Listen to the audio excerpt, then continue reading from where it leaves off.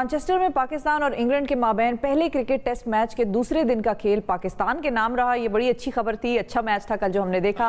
पाकिस्तान ने पहली इनिंग्स में शान मसूद की सेंचुरी की बदौलत जो है 326 रन बनाए, जिसके जवाब में इंग्लैंड का जो है 4 विकेटों के बाद महज 92 रन पर ही जो है वो इंग्लैंड की जो टीम थी वो गिर चुकी है और मैनचेस्टर में 4 विकेटें गिर चुकी हैं बेसिकली। और मैनचेस्टर में होने वाली जो पहले टेस्ट मैच में अब तक की सूरत हाल में इंग्लैंड के खिलाफ पाकिस्तान क्रिकेट टीम की पोजीशन जो है वो मजबूत तो नजर आती है। क्या हम इसको सस्टेन कर पाएंगे, इस पर मजीद हम बात करते हैं। कौन सी ऐसी स्ट्रैटेजीज होनी चाहिए जो हमें हमारे खिलाड़ियों को मद्देनजर रखनी चाहिए। हमारे साथ cricket encyclopedia sports journalist Mirza Iqbal Baig साहब मौजूद हैं। अस्सलाम वालेकुम मिर्जा साहब। वालेकुम अस्सलाम शिफा। मिर्जा साहब ये बताएं कि कल की जो हमने देखा, कल का मैच का दिन वो काफी मुस्बत रहा। आप किस तरह से देख रहे हैं कि किस किस की परफॉर्मेंस आपको सबसे ज्यादा इंप्रेसिव लगी? शान मसूद की तो थी कमाल की। देखें शिफा, जब Pakistani cricket team old Trafford Manchester के इस टेस्ट मैच के लिए मैदान में उतरी तो एडवांटेज जो था वो इंग्लिश टीम के साथ था, क्योंकि इंग्लिश टीम इससे पहले वेस्ट इंडीज के खिलाफ जो है वो 3 टेस्ट मैचेस खेल कर आई थी और उसकी परफॉर्मेंस जो थी बड़ी जबरदस्त थी, वो सीरीज जीती थी। लेकिन पाकिस्तान ने जिस तरीके से इब्तिदा में 2 विकेटें गिर गई और फिर कम बैक किया, तो यकीनन क्रेडिट पाकिस्तानी टीम को देना पड़ेगा कि पाकिस्तानी टीम ने जिस अंदाज से on end of run score करते हैं, उनकी कारकर्दगी में तसलसल नहीं होता। कभी वो सेंचुरी बना लेते हैं और कभी नहीं बनाते। तो उस लिहाज से अगर देखा जाए तो मैं समझता हूं कि पाकिस्तान की परफॉर्मेंस बड़ी सेटिस्फैक्ट्री है। और पाकिस्तान ने जिस तरह कल उनके 2 विकेट इब्तिदा में 12 रन पे 3 आउट कर दिए थे, फिर उसके बाद 92 पे 4 है, तो पाकिस्तान की ग्रिप में ये टेस्ट मैच नजर आता है। हालांकि पाकिस्तानी टीम एक काफी अरसे के बाद, फरवरी के बाद कोई टेस्ट मैच खेल रही है। आखिरी मर्तबा पाकिस्तान ने बांग्लादेश के खिलाफ रावलपिंडी में टेस्ट खेला था। तो मैं समझता हूँ एडवांटेज पाकिस्तान को बॉलिंग के शोबे में। बैटिंग तो पाकिस्तान ने कर दी, hats off to Shan Masood जिनकी परफॉर्मेंस अच्छी रही। और आपने पूछा बाबर आजम अपने आप को एक क्लास बैट्समैन जाहिर कर रहे हैं, उनकी परफॉर्मेंस भी बड़ी जबरदस्त रही। लेकिन लम्हे फिक्रिया है, ना असद शफीक रन कर सके, ना मोहम्मद रिजवान जिन्हें 6 नंबर पर खिलाया गया और सरफराज को ड्रॉप करके कि वो रन्स करेंगे, वो नहीं कर सके। उसके अलावा आबिद अली जिन्होंने यहाँ सेंचुरियां बनाई थी, डेब्यू पे भी सेंचुरी बनाई, वो नाकाम रहे। तो लम्हे फिक्रिया है पाकिस्तान के लिए from batting point of view, क्योंकि अगर आप बाबर आजम और शान मसूद के रन्स निकाल दें तो बच्चे कितने आपके, फिर तो 200 से ज्यादा रन्स तो उन दोनों ने बनाए। तो ये लम्हे फिक्रिया, बॉलिंग हमारी स्ट्रांग है। शादाब क्या ऑलराउंडर बनने की तरफ रवां दवां है? देखिए शादाब जो है वो मिसबाह उल हक के ब्लू आइड बॉय है, और शादाब जो है वो भी मियां वाली के हैं, मिसबाह उल हक भी मियां वाली के हैं। दिलचस्प बात ये है कि शादाब खान जो थे वो इस्लामाबाद यूनाइटेड से खेलते थे, मिसबाह उन्हें सपोर्ट करते रहे, वो कैप्टन रहे, तो मिसबाह ने उनको ऑलराउंडर बना दिया। हालांकि कल उन्होंने रन स्कोर किए, लेकिन शादाब खान एक बहुत उम्दा क्रिकेटर है वनडे क्रिकेट और T20 क्रिकेट का। अभी टेस्ट क्रिकेट में उसको बहुत कुछ सीखना है। आपने यासिर शाह के साथ खिला दिया, आप देखें कल यासिर शाह ने 1 विकेट ली, शिफा 214 विकेटें यासिर शाह की। तो शादाब को एज एन ऑलराउंडर खिलाना मेरी समझ से बाहर है। मैं समझता हूँ ये फेवरेटिज्म और नेपोटिज्म है, या फिर ये मिसबाह उल हक का कुछ ज्यादा। जो हमारे साबिक कप्तान रहे हैं उनके हवाले से भी एक कंट्रोवर्सी कह लें या जरा मतलब बहस मुबाहिसा शुरू हो गया सोशल मीडिया पे, उनको वाटर बॉय बनाया हुआ है आजकल। देखिए ऐसी बात नहीं है, माजी में कई दफा ऐसा हुआ है। डोनाल्ड ब्रैडमैन जैसा अजीम बैट्समैन वो भी पानी रहा है, ऑस्ट्रेलिया का रिकी पॉन्टिंग वो भी पानी लेकर जाता रहा है, भारत के महेंद्र सिंह धोनी, फिर उसके अलावा भारत के विराट कोहली, ये सब पानी लेकर जाते रहे। इसको कंट्रोवर्सी बनाना दुरुस्त नहीं है, लेकिन ये बात तो तय है कि सरफराज अहमद गुड बुक्स में नहीं है। मिसबाह उल हक और वकार यूनुस की यही कॉम्बिनेशन था 2015 के वर्ल्ड कप में। आपको याद होगा 5 साल पहले जब वकार यूनुस हेड कोच और मिसबाह उल हक जो थे वो पाकिस्तानी क्रिकेट टीम के कप्तान थे, तो सरफराज अहमद को खिलाया नहीं जाता था। उमर अकमल से कीपिंग करा रहे थे जो वर्ल्ड कप हुआ ऑस्ट्रेलिया न्यूजीलैंड में। तो सरफराज ब्लू आइड बॉय तो नहीं है, लेकिन ये कि इसमें कोई बुराई नहीं है। मैं समझता हूँ इसको इशू नहीं बनाना चाहिए। सरफराज खुद ग्रेट है, हम्बल है, आप देखें डाउन टू अर्थ है, और हमेशा वो मोहब्बत से, अखलाक से सर झुकाकर मिलता है, तो इसमें कोई बुराई नहीं है। अगर एक सीनियर क्रिकेटर, सरफराज का डेब्यू शिफा मुझे याद है 2007 में हुआ था जयपुर में, और फिर उसके बाद जब वो अपने करियर का पहला टेस्ट मैच 3 साल के बाद 2010 में साउथ अफ्रीका में खेले। तो सरफराज एक ऐसा खिलाड़ी है कि जो हम्बल है, इसको अगर हम इशू बनाएंगे, छोटी छोटी चीजों की तरफ जाएंगे, मेरे ख्याल में माजी की एग्जाम्पल्स हमने देख ली है। सरफराज के साथ ज्यादती नहीं होनी चाहिए, उनको ड्यू रिस्पेक्ट मिलनी चाहिए। ये उनकी कप्तानी में 2006 में हम अंडर 19 वर्ल्ड कप श्रीलंका में जीते, भारत को हराया। सरफराज की कप्तानी में 2017 में हम चैंपियंस ट्रॉफी जीते। उनकी कप्तानी में पाकिस्तानी टीम वर्ल्ड T20 की नंबर 1 रैंकिंग की टीम रही, 11 सीरीज हम जीते। तो सरफराज की इज्जत हमें करनी चाहिए। ठीक है, लेके जाते हैं, इसमें कोई बुराई नहीं है, लेकिन उसको ड्यू रिस्पेक्ट जरूर देनी चाहिए। अच्छा मिर्जा साहब, बॉलिंग को आप किस तरह से देख रहे हैं? जितने ओवर्स तो टॉस की बुनियाद पर उनको 2 लड़कों में टाई थी, तो उनमें अब्बास टॉस की बुनियाद पर अपना डेब्यू कर गए और फिर वहीं से उनकी कामयाबियों का सफर शुरू हुआ। इंग्लिश कंडीशंस का उन्हें बहुत तजुर्बा है, इंग्लैंड में क्रिकेट खेल चुके हैं, और वो आसिफ की उन्होंने याद ताजा कर दी। अगरचे उनकी स्पीड नहीं है, उनका पेस नहीं है, लेकिन वो गेंद को टीम का जिस तरह से इस्तेमाल करते हैं, गेंद को बोल्ड किया, वो क्या गेंद थी।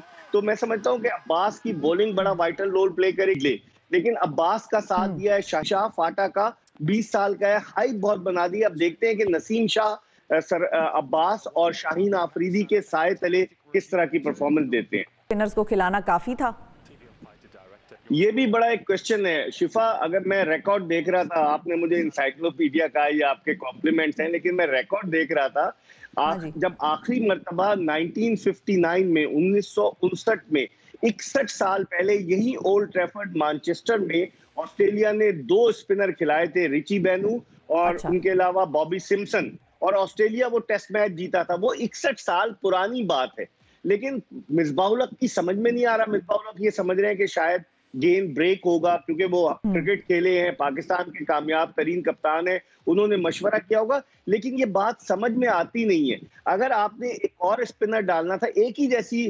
तरह के आप 2 स्पिनर डालने, अगर आपने डालना था काशिफ भट्टी, जो नवाब शाह बेनजीराबाद, जिसका अब नया नाम है, नवाब शाह सिंध का है, वो अच्छा लेफ्ट आर्म स्पिनर, उसको आप ऑस्ट्रेलिया ले गए, घुमा फिरा के ले आए, उसको आपने श्रीलंका और बांग्लादेश की सीरीज में रखा। तो अगर चॉइस था तो उसको वो भी बैटिंग कर लेता है, जिस तरह शादाब बैटिंग कर लेते हैं। लेकिन वो एक कहावत है ना, जिसे पिया चाहे वही सुहागन, तो सुहागन बन गए शादाब खान।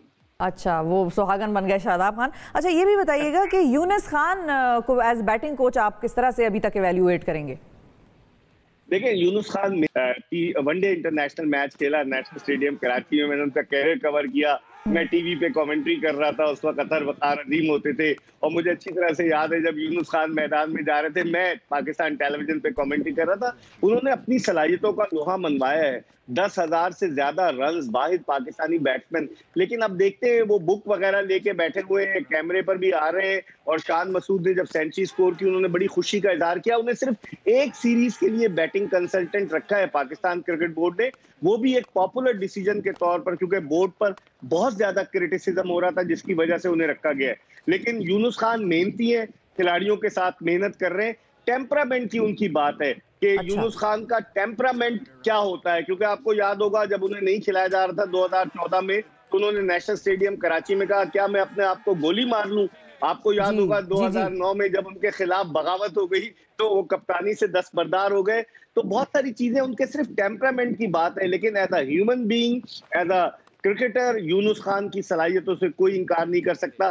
देखते हैं ये गाड़ी कितने अरसे तक चलती है। एक तरफ वकार यूनुस है, एक तरफ मिसबाह-उल हक है, एक तरफ यूनुस खान है, एक तरफ मुश्ताक अहमद है। ये गाड़ी कब तक चलती है, ये देखना पड़ेगा। 4 पहिए बन जाए बस ये इस गाड़ी के, तो फिर वाह चलेगी ये गाड़ी। ये भी बताएं मिर्जा साहब कि अब पाकिस्तान को आप कितने स्कोर तक आप कहेंगे कि इंग्लैंड को लिमिट कर दे पाकिस्तान? देखिए, आज का पहला सेशन शिफा बड़ा इंपॉर्टेंट है। उसकी वजह यह है कि अगर इब्तिदा में पाकिस्तान आउट कर लेता है, जॉस बटलर तजुर्बाकार है लेकिन आउट ऑफ फॉर्म है, मैंने बताया, और फिर इसके अलावा अगर आप देखें तो ऑली पॉप अभी नया आया है। अगर पाकिस्तान जल्दी इब्तिदा में ब्रेक थ्रू ले लेता है आज पहले सेशन में, और इंग्लैंड को पाकिस्तान 150, 180 तक आउट कर लेता है, तो जो पाकिस्तान की 130, 120, 40 की लीड होगी, वो बड़ा वाइटल रोल प्ले करेगी, क्योंकि चौथी इनिंग्स इंग्लैंड को खेलनी है, और मिसबाह-उल हक ने 2 लेग स्पिनर्स डाले हैं। तो अब देखते हैं चौथी इनिंग्स में गेंद कितना ब्रेक होता है, क्या शादाब खान अपनी लेग स्पिन बॉलिंग का जादू जगा सकेंगे या नहीं। लेकिन पाकिस्तान की लीड अगर 130-40 की हो गई शिफा, तो ये टेस्ट मैच यकीनन पाकिस्तान की ग्रिप में है। और चांसेस, प्रिडिक्शन आपकी क्या है? पाकिस्तान का ये टेस्ट मैच जीतने के चांसेस कितने लगते हैं आपको? देखिए, इंग्लैंड के साथ ये ट्रेजेडी रही है कि इंग्लैंड ने गुज़िश्ता अगर देखा जाए 10 टेस्ट मैचेस में से, जो इंग्लैंड जब भी 10 सीरीज की बात करूं तो इंग्लैंड पहला टेस्ट मैच हार जाता है और फिर उसके नीचे एग्जांपल ले लें कि वेस्ट इंडीज के खिलाफ इंग्लैंड पहला टेस्ट हार गया, फिर उसने कमबैक किया। तो मैं समझता हूं कि इंग्लैंड के चांसेस कम है। England is on the back foot until and unless कोई मिरेकल क्योंकि इंग्लिश बॉलिंग से हम बड़ी तवक्कुआत वाबस्ता किए होते। 5 फास्ट बॉलर नामी गिरामी, जेम्स एंडरसन की 589 विकेट्स, 5 तो 1 विकेट थी स्टुअर्ट ब्रॉड की, फिर जोफ्रा आर्चर तेज तरीन बॉलर, फिर उसके अलावा क्रिस वोक्स, बेन स्टोक्स, लेकिन वो बॉलिंग 326 रन करवा गई पाकिस्तान को। तो आप देख रहे हैं कि सेकंड इनिंग्स में पाकिस्तान किस तरह बैटिंग करता है, लेकिन शर्त ये है कि पाकिस्तान को शिफा एडवांटेज उसी सूरत हासिल होगा जब 130-40 रन की लीड पाकिस्तान पहली इनिंग्स में लेता है। ठीक है, और पहली इनिंग से वैसे आप सेटिस्फाइड हैं? Satisfactory performance? पहली इनिंग्स में तो इंडिविजुअल 2 परफॉर्मेंस बड़ी अच्छी हुई, जैसे कहना चाहिए शान मसूद की और फिर उसके अलावा बाबर आजम की। बकिया बैट्समैन जो थे वो दबाव का शिकार रहे। अब देखना ये कि अजहर अली 0 पे आउट हुए, सेकंड इनिंग में क्या करते हैं। असद शफीक ने 7 रन बनाए, मोहम्मद रिजवान कोई लंबी इनिंग नहीं खेल सके। सेकंड इनिंग में they will be under lot of pressure. तो अब कैप्टन की वजह से भी तो प्रेशर होगा ना, अगर कैप्टन खुद बेचारा 0 पे आउट हो गया तो वो भी तो एक प्रेशर वाली सूरत हाल है, कैप्टन के लिए भी और टीम के लिए भी। कैप्टन तो ऐसा है कि जैसे घर से बुलाकर दोबारा, वो तो उसने कप्तानी छोड़ दी थी अजहर अली ने, लेकिन वही फेवरेटिज्म कप्तान बना दिया गया अजहर अली को। और वो मैंने पहले भी कहा कि जो अजहर अली है शिफा, उनकी जो अगर देखा जाए हकीकत की निगाह से तो वो उनकी कारकर्दगी में तसलसल नहीं है। हालांकि वो पाकिस्तान के उन चंद 4 बैट्समैनों में शामिल हैं जिन्होंने टेस्ट क्रिकेट में ट्रिपल सेंचुरी बनाई है। हनीफ मोहम्मद,